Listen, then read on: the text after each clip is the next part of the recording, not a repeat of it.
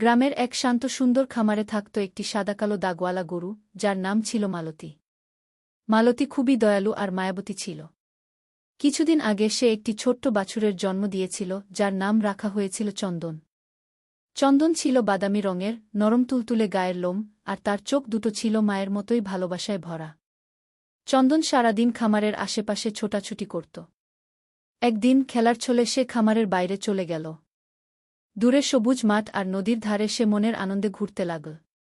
কিন্তু খেলার মাঝেই হঠাৎ সে লক্ষ্য করল তার মা কোথাও নেই। চারপাশে তাকিয়ে সে ভয় পেয়ে গেল।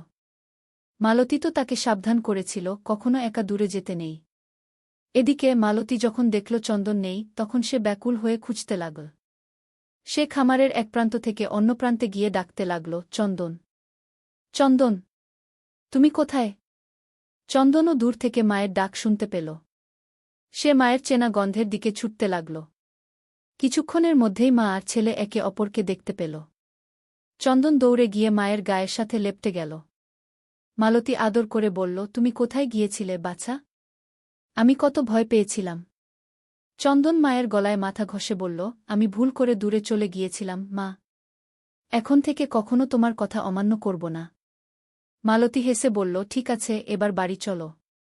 সে ভালোবাসায় চন্দনকে চাটতে লাগল, আর চন্দনও খুশিতে লাফিয়ে উঠল। মা ও ছেলের ভালোবাসায় খামারের পরিবেশ যেন আরও সুন্দর হয়ে উঠল। নৈতিক শিক্ষা।